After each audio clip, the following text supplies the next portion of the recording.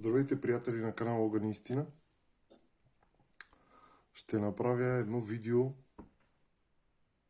как се сменят енергиите след пълнолунието за вас. Като ще проверим с второ тесте от какво имате нужда и какво се прави към вас. Така, да видим какво ще ни кажат картите. Като начало на седмицата, как се сменят енергиите и какво идва към вас. Така.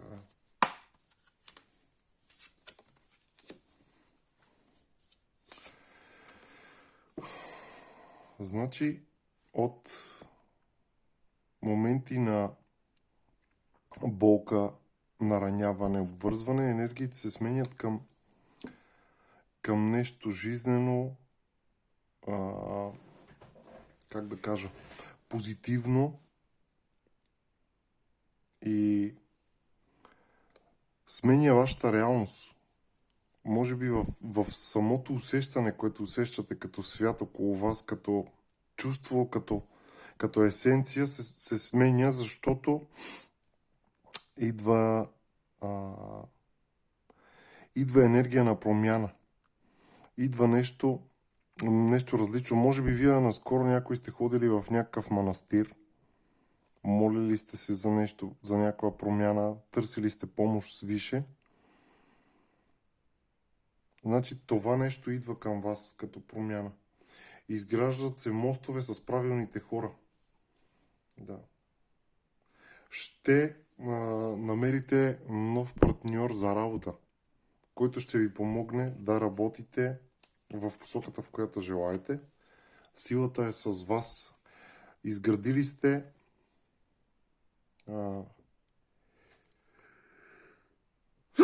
извинявам се.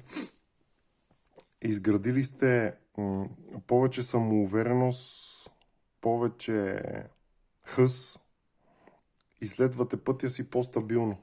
Нямате това разклащане, дето е било преди. Да. По някакъв начин някаква възрастна жена се опитва да вземе от вас материалното. Не се плашете. Да. Застанете стабилно на пътя си и отстоявайте своето. Не позволявайте на чужди сили и енергии да запазете спокойствие да ви влияят. Отбранявате се от атаките. По някакъв начин някой ще поиска нещо от вас, от вашето минало. Някой ще поиска нещо от вас с цел да ви потопи, така да се каже, но нещата не са така. Вие ще дадете отпор и ще дадете нов тласък на нещата в друга посока. Да, ще застанете стабилно, ще защитите своето. Ето. И за мъже и за жени се отнася. Ще защитите своето с гордост, с самоувереност. Да. Този път, който сте вървяли до тук, е с цел да ви научи да правите точно това. На последно място сте оставали себе си.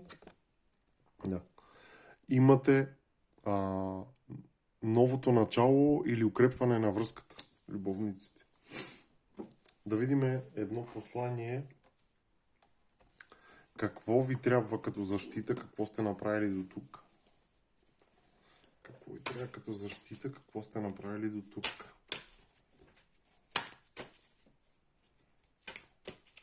Може пък да имате достатъчно.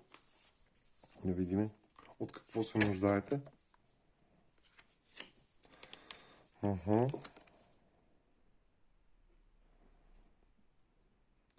Някой се опитва да прави ритуали.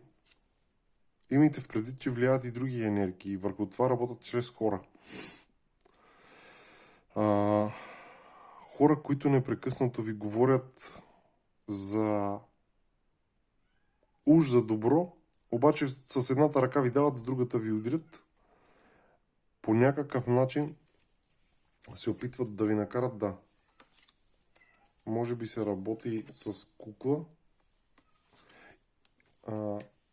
Имате някаква защита и е правена руническа формула за открадване на отношения, да се карате в семейството. Вие сте човек, който трябва да се занимава с посвещение в тайното изкуство на магията и така нататък. Да. Опитват се да ви влияят на волята, да ви блокират енергиите, за да не можете връзка с Више, с Бога, да. И сте в магическа война. Да. Да ви откраднат личната радост. Да. Да се разделите. Но вие сте ходили някъде и имате защита от егрегора. Да. И ако при жените специално се получава някакво погрозняване, това е с цел. Да. Направете си ритуал. Съвета е, сложете някакви камъни, които отговарят на вашата зодия като знак или това, което усещате. Сложете някакво масло, жълт кантарион или пък бял равнец, няма значение. Запечатайте с восък, запалете свеж и се помолете това нещо да е ваша защита в семейството и в дома ви. Да. И направете чистка с вода. Задължително. Това е от картите като послание. Бъдете здрави, бъдете щастливи, последвайте съветите и вървете напред да бъде.